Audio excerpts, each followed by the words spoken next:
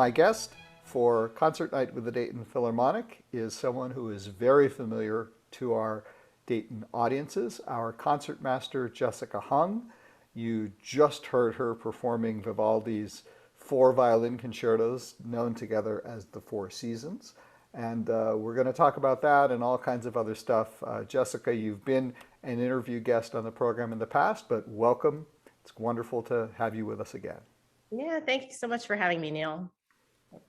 So it's been a very eventful year for us at the Dayton Philharmonic and the Dayton Performing Arts Alliance. We've been through a lot with the shutdown and then dealing in this season with starting the first half of the year only doing streaming activities and then doing hybrid activities and gradually getting more and more people in the audience, and so we've lived through a lot together.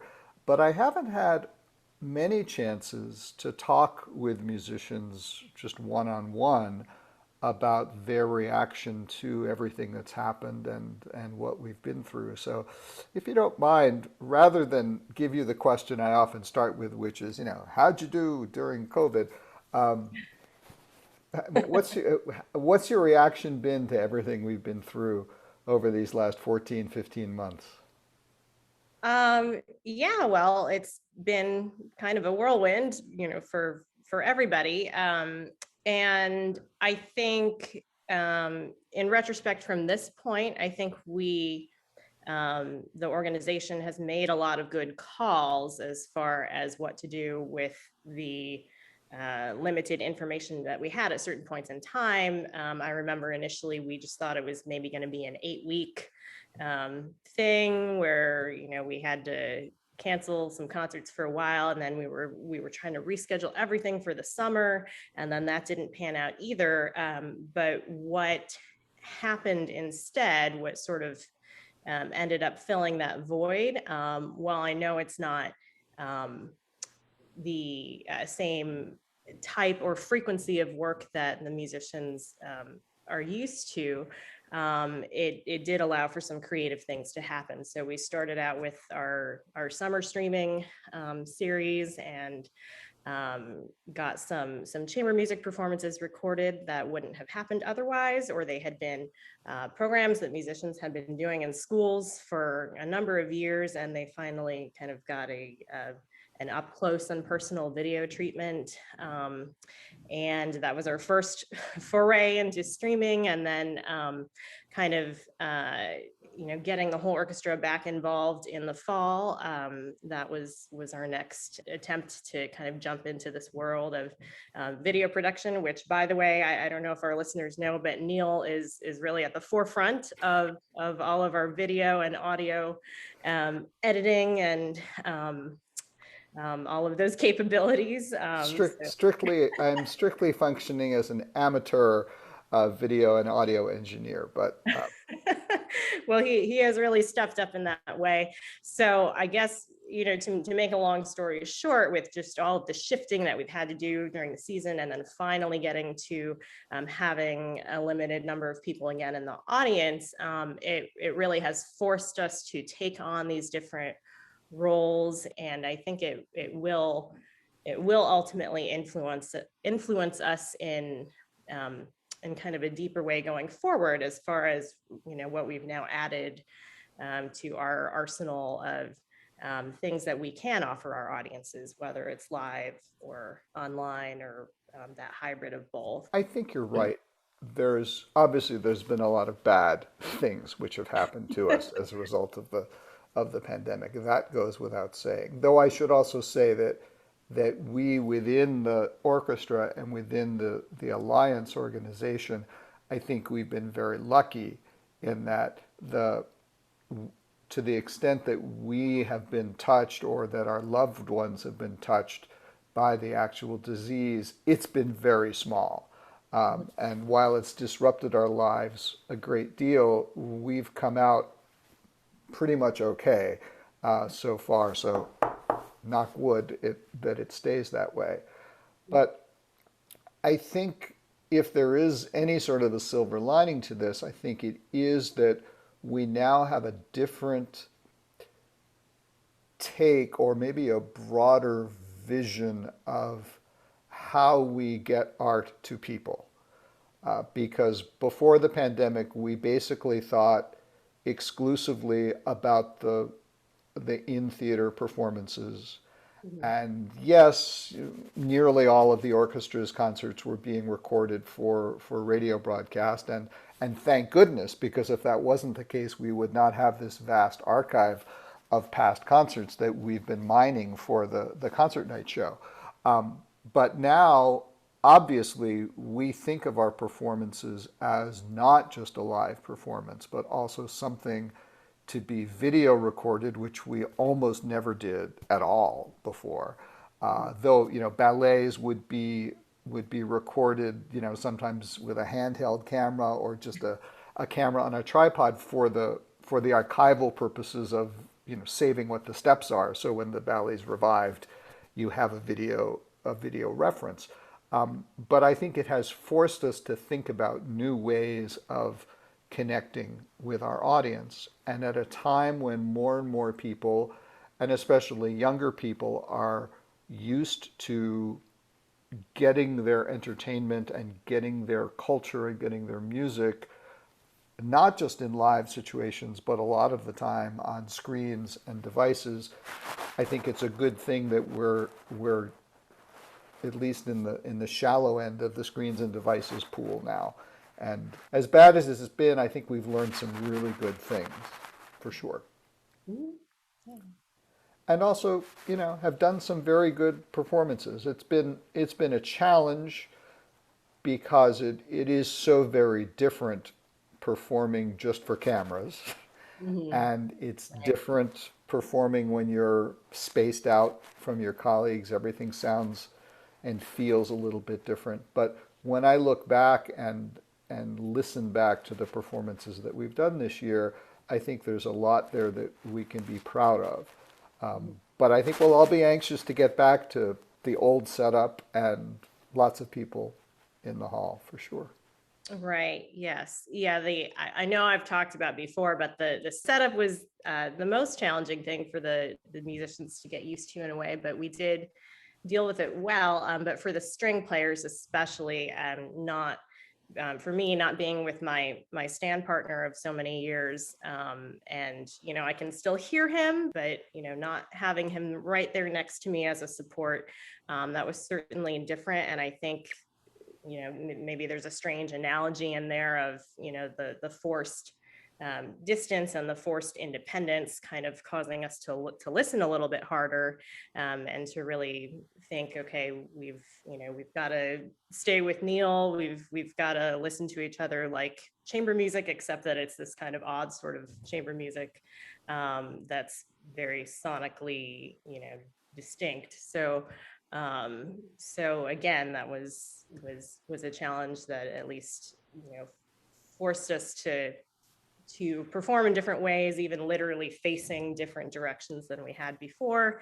And so I think we'll just have this renewed sense of gratitude probably when we come back to the traditional setup.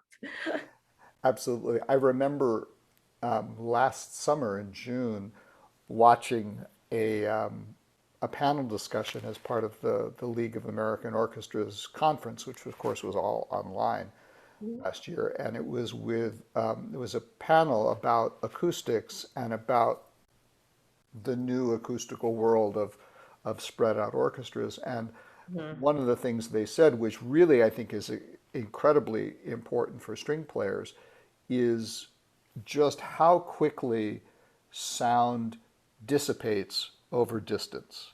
And I didn't pay enough attention in physics class to remember it, but it really is. It's almost like the sound pressure, the pressure of the sound waves drops off. If you double the distance, you're basically, you know, quartering the Mm, power. It's an yeah. exponential function rather than a multiplication function. So that even going from, if you're used to being 2 feet away from your stand partner, now the next closest player is at least 6 feet away. That's a big difference, and it makes a tremendous difference in what you hear. And even though it's a small difference to a lay person, so much of what we do is something that we, over the years, we just get used to. You get used to hearing the sounds the way you do. And of course, the brain is infinitely flexible and you can learn to adapt to a situation. But just that little change of putting more distance between people just makes it significantly harder. And I was looking a couple of days ago at a photograph that was taken like 6 years ago when we were doing that strange piece by Sofia Gubaidulina, when we had a very big orchestra on the stage, and this was a picture taken from the catwalk of the Schuster Oh, Center wow. looking down. So the idea was to sort of demonstrate the bizarre setup the orchestra was in. And the thing that struck me was like, yikes, how close everybody was. I mean, the string players were, there were the double basses and the cellos were right behind, and everybody was really close. And it was like, oy, you would need a football field to do that piece in the COVID situation. Right. Yeah. It will be very nice if all goes well in the fall to be back to something like the normal setup. And the thing I think that will be funny is probably the first time we rehearse in a normal undistanced setup, we'll have to get used to it because it will Maybe, be. maybe people will just think it's too close for comfort. I just mean that it'll be different, and Yes. Right. you remember what the orchestra sounds like. Your memory of who we are on stage is now kind of redefined as what we've been doing. And when we go back to the old way, it'll be, whoa, Right. is this what we really did before? And then probably after about 10 minutes, it'll be normal again. Right. Yeah. So let's talk a little bit about the violin and violin concertos. Before we do that, I'll give you a pop quiz, which I know you'll do very well on. Oh, I don't know about that. Which is, can you identify the T-shirt I have on? Okay, what's the top number in the time signature? It's something four. It's a 3. Oh, it's a 3/4. Okay. Oh, is it the Chacon? Yes, it's the Bach It's Chacon. the Bach Okay, Chopin. yeah. That was too easy a test for a violinist. Well, once I saw I was in 3/4, then I saw I Right, was started with on beat two, and then that's the kind of the main right. impulse. And Bach's handwriting, we've seen enough of it that Well, it's yeah, kind of well, at first I thought recognizable. I was gonna have to actually decipher all the notes. So our audience just heard you playing Vivaldi's Four Seasons from a performance of about 5 years ago or so.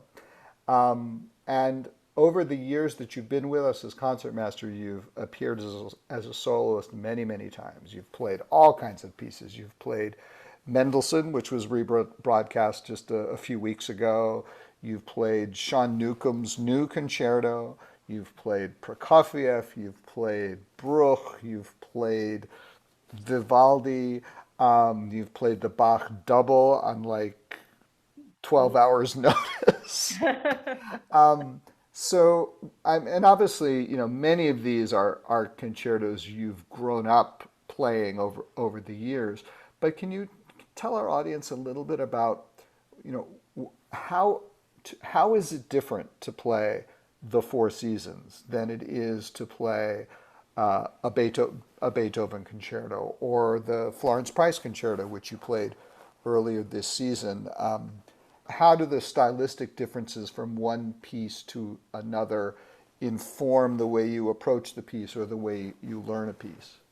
Yeah, well, I think the general era or style that the composer is from does inform a lot of the interpretation of the piece. And I think we do, we try, of course, to be able to master everything, but of course we do have natural proclivities towards specific eras. And for me it is a little bit more the romanticism um, of Tchaikovsky or Bruch or something like that. And so if I'm playing something classical or Baroque, like the Vivaldi that you just heard, I do have to do more work on the phrasing, whether like for classical, it'd be more kind of tapering phrases at the end, and kind of making sure that like the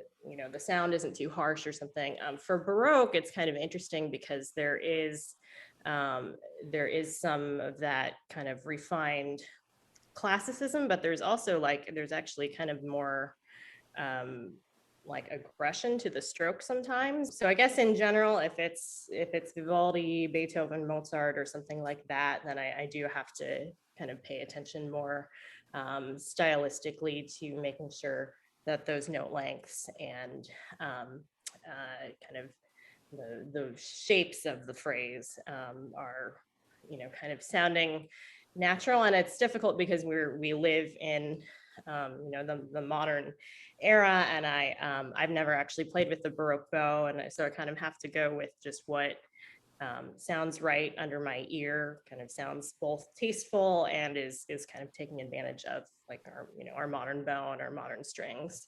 um, so yeah.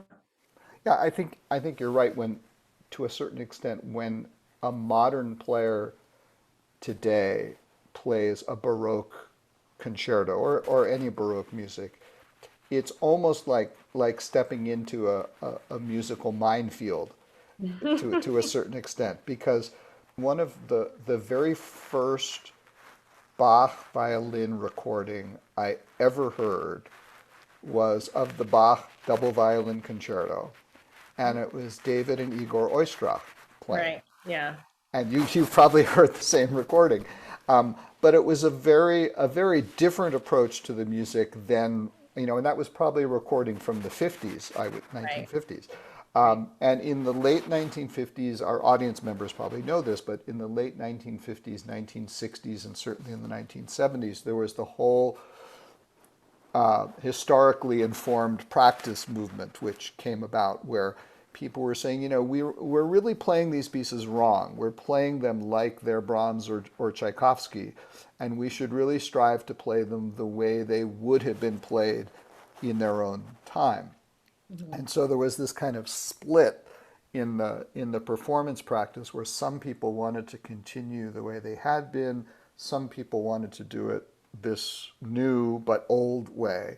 And I think some people also just gave up and said, I don't want to have these fights. I'm just going to play Mendelssohn and Tchaikovsky, and which I think is too bad, because very often, there the music is, I feel the music is the music. Mhm. And if you put it in too tight a garment, it's not comfortable. Mhm. And if you put it in sort of too loose and inappropriate a garment, or maybe the garment is maybe the bad analogy. But if you make it too limited, Mhm. that it can hurt the music. And if you play it with too much license, it can hurt the music. Mhm. And the trick is, of course, nowadays when we know more about the instruments, what a Baroque violin sounded like, what a Baroque bow was like, there are ways to play with modern instruments and modern bows that evoke the spirit of what the Mhm. music would have sounded like, without imitating something that we don't really know, because Mhm. nobody alive has ever heard. We don't have recordings of Right. Vivaldi's students at the Ospedale in Venice playing his music. We're only guessing what it would have sounded like. Right.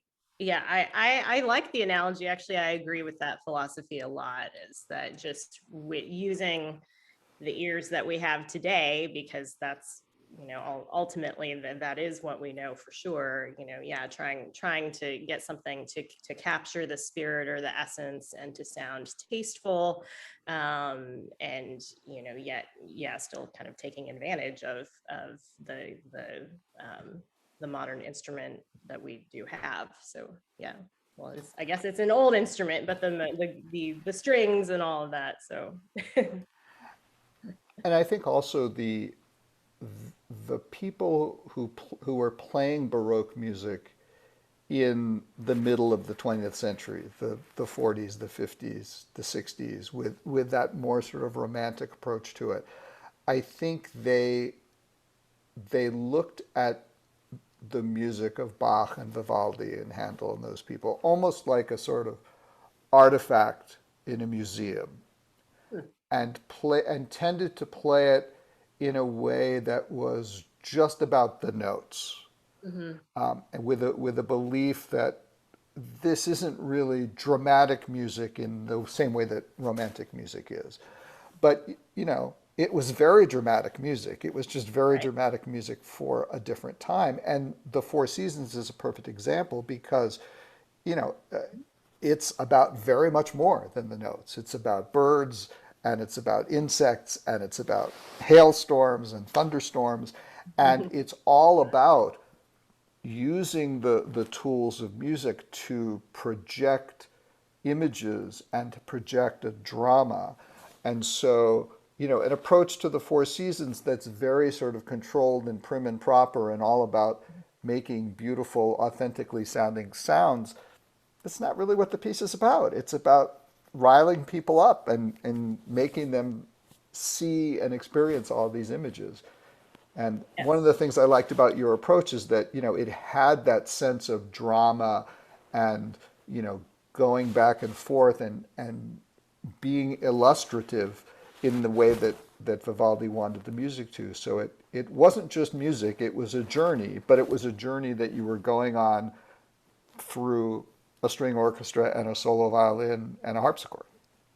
Yes. Yeah. Well, I think that is a main reason that the Four Seasons connects with so many people, even people who, don't really like or listen to classical music, is it has that element that we call programmatic, which is that it's basically telling the story of the seasons. And so in that way, it is um, very different from maybe other traditional Baroque music that kind of only has one affect per movement, and for example, like in the in the passions, where you would kind of dive into the singer's feeling in one particular aria, and then it kind of maintains that mood throughout.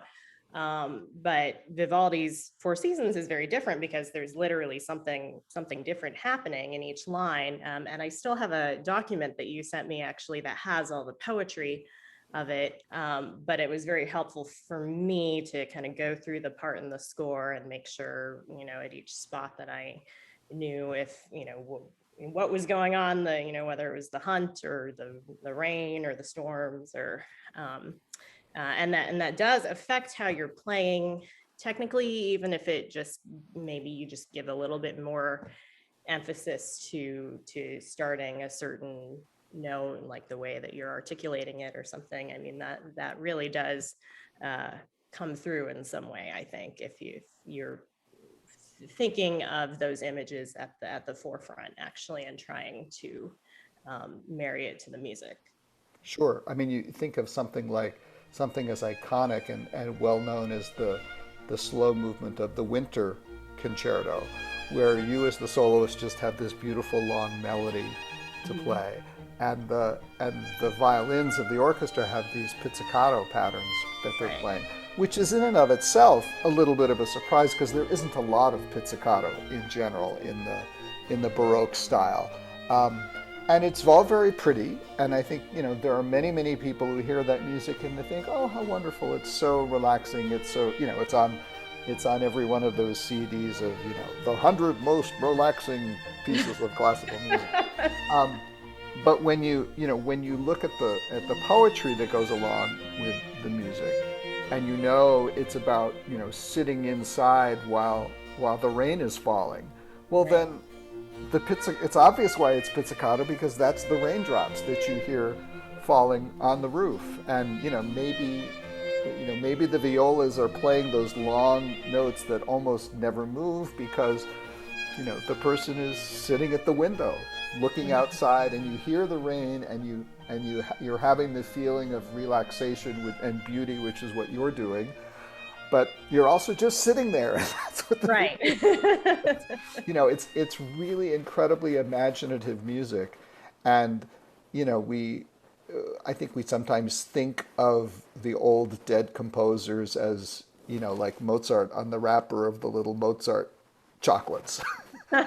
You know, just a little cameo off in the past, and you know, they were real people who had real experiences, and their music was a manifestation of that. And I think that's one reason why I've always enjoyed performing with you, but I especially enjoyed doing the Four Seasons with you because you sort of took it as an opportunity to not just have it be beautiful music sitting in a museum, but trying to bring the audience into the experience. And you know, that's what we're here for. Well, thank you. Yeah, it was a nice opportunity to just kind of approach it fresh because I had not really studied it in my youth. And I know we've had this conversation before that sometimes that is a huge advantage, of course, you know, having that muscle memory for something from when you were young. But I think in this instance, for some reason, for the Vivaldi, it was very freeing because, of course, I had grown up hearing it, but I had not really studied it with a teacher who said you have to use this fingering or this bowing. And so I really approached it without a lot of preconceptions, and which is probably hard to do for such an iconic piece, but just really trying to honor the piece, but then also try to bring something new to it as well. And so yeah, it was a great opportunity. So yeah. And I think it was also nice, and I'm not just saying this because I put the program together, but it was nice to have the Vivaldi as the first half of the program, and then the second half of the program is Michael Gandolfi's music, which our audience will hear, the Garden of Cosmic Speculation, which is looking at nature and the world in a completely different way, but it's you have two composers separated by hundreds and hundreds of years, each Right. inspired by the natural world, and each expressing that in their music. And it just shows how as as disparate as musical styles can be, the composers who write it are still people and they still write music for the same reasons. Right. And it's just kind of, you know. So before we go back to music in the broadcast, there's one other topic we should talk about, and in journalism, they might say it's burying the lead because it is important news for us and maybe new news for a lot of people in our audience, which is that next season for the 21-22 season of the orchestra, which will be announced very, very soon, you will be on leave of absence. So we won't have you on stage with us, which will be very hard for all of us to deal with. But can you tell us a little bit about your plans for next year and just that? Yeah, of course. So what I'll be doing, I know this sounds a little counterintuitive, but I'm trying to focus more on being than doing. I know this is going to sound kind of woo woo, but you know, for me during the pandemic, there was a lot of kind of reflection of this collective upheaval going on for me personally, and I'm a little bit jealous of the people who just say they just stayed home more. They got around to like reading more and their hobbies, or they just were able to get to those home projects that they wanted to do. Because for me, there was a lot of restructuring going on. So I went through a divorce and have kind of since built a stronger relationship with my ex as a co-parent. We have a daughter together. And then I also recently got remarried, and he now has a new job in Florida. So, kind of to make a long story short, I've been um, putting down some roots in Florida of, ensuring that I do have a house there and able to spend time nurturing my new marriage. And then on the other hand, my daughter still lives primarily in Ohio. So I've been kind of traveling back and forth. Thankfully, I've been able to get fully vaccinated recently, so that makes the whole flying part of the travel a little less scary. But during this whole past season, I had been trying to work that schedule with parenting and traveling around our concerts. So this upcoming season, I'm kind of simplifying a little bit, and we'll just be kind of still traveling on a regular basis, but kind of trying um, to to make it work, more primarily for like what my daughter needs. She'll be starting preschool and all of that. So yeah, so I mean, it's an interesting change. It's certainly not one that I expected, but I'm just trying to be patient, which is not one of my strong qualities. I'm certainly very kind of good, goal driven, or if I just get an intuition about what I need to do, I kind of want it all to work out immediately. And so, some of it has, and I've been very fortunate. But then, as far as the the career part of it, of how am I going to be able to continue playing music, or what else might I want to pursue, that's a little bit up in the air. So in the meantime, I had also been working on a degree in the last few years. I did it very slowly online, part-time, just one class at a time. And over the last 4 years, I gained a Master of Social Work degree.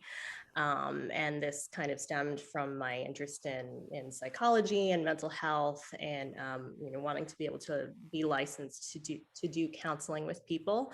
And social work is actually also a very broad field. So not only can you work with people, at the individual level, but you can also work at the higher kind of macro level with community organization.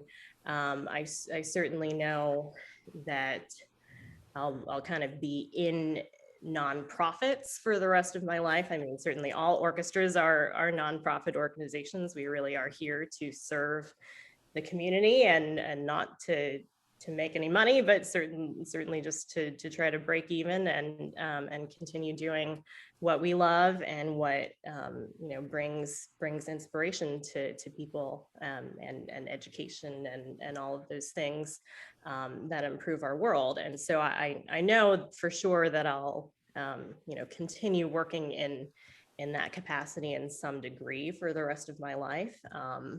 But just kind of the the specifics of that remain to be seen.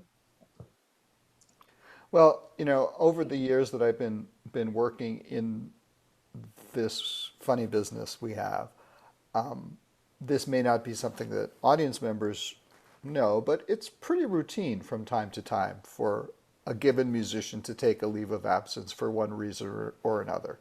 Sometimes it's for family reasons. Very often it's because a musician has won a job with another orchestra that's a bigger orchestra or that pays more, and they take a leave of absence. They play with that other orchestra, and they wait to see how is it going to work? Will they get tenure? All that sort of thing. So I think on balance over the years, I think when a musician takes a leave of absence, it's usually, I think, about a 50-50 proposition. About half the time they end up coming back, and half the time they don't come back. And over the years, I've always approached it the same way, which is that, you wish the person well and you hope everything works out well for them. But part of you is also hoping, gee, I hope they come back. Because especially in the case of someone like you, who's been such an important part of our orchestra, and so integral to just the whole approach that we have when it comes to music making.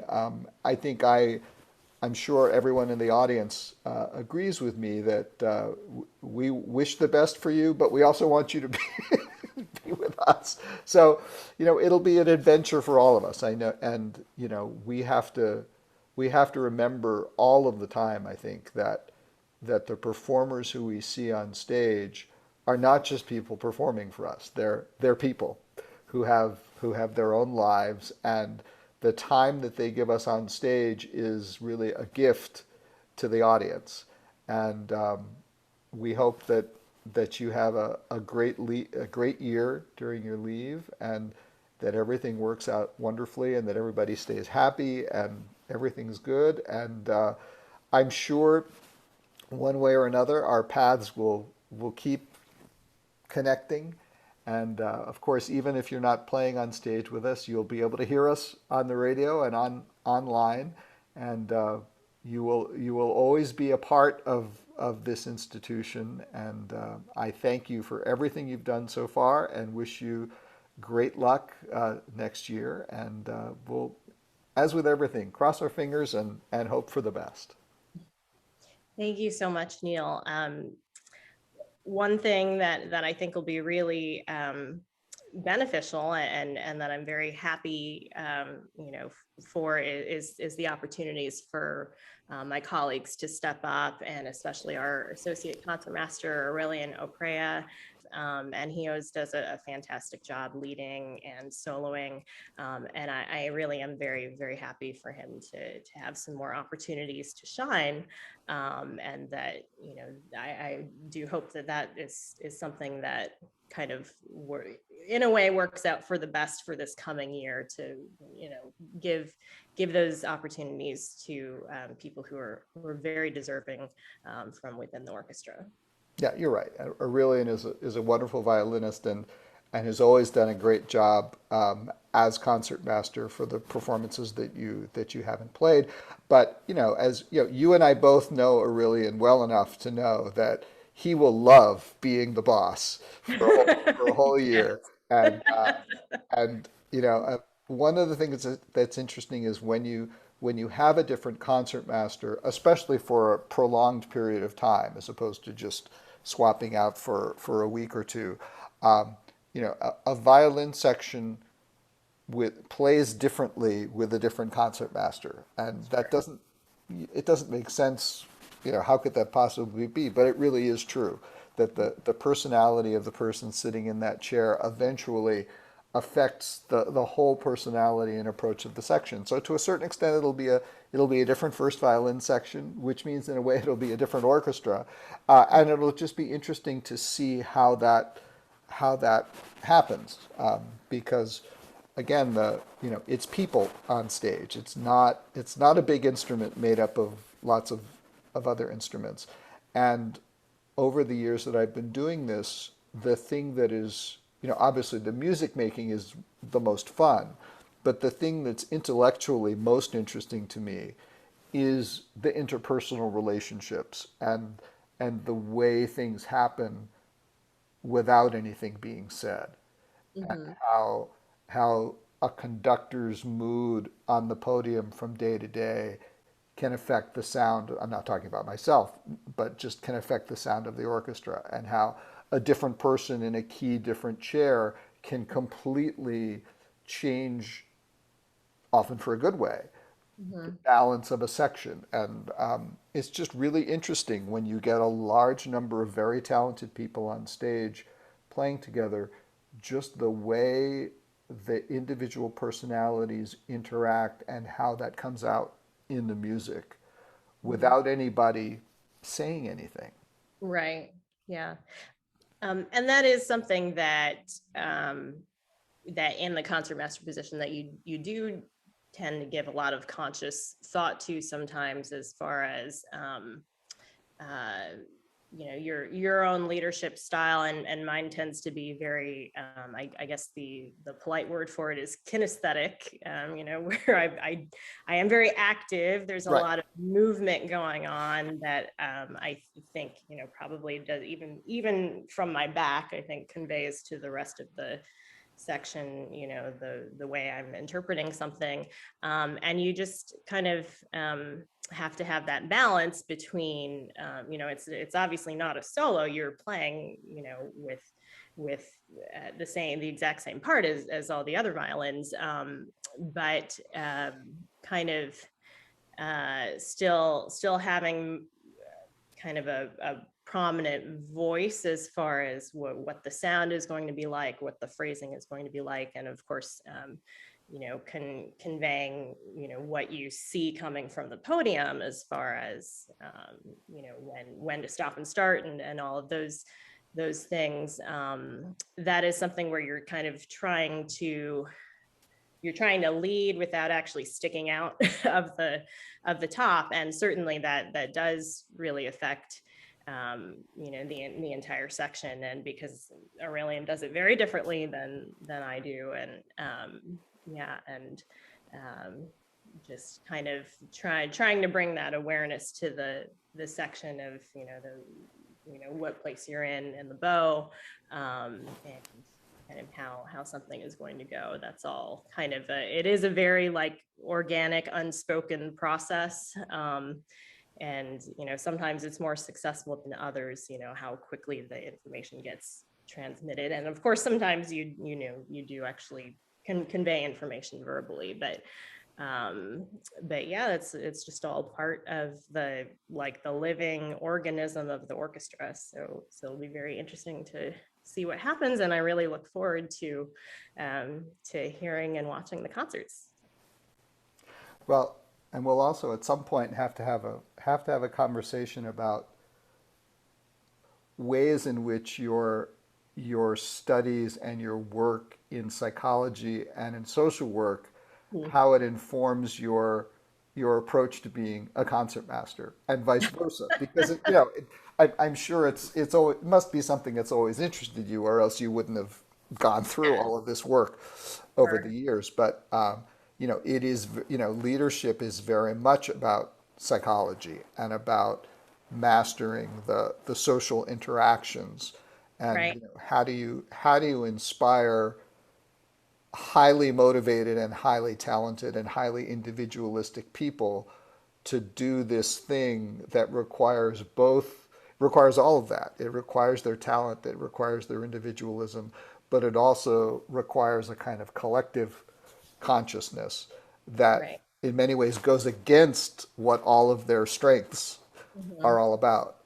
So it's an infinitely fascinating thing to be in from Right. a psychologist. So it'd be interesting to, when you've been doing, I assume you'll be practicing in some way, what you've been studying. It'll be Yes. interesting to Yeah. see how those two aspects of your professional life affect each other.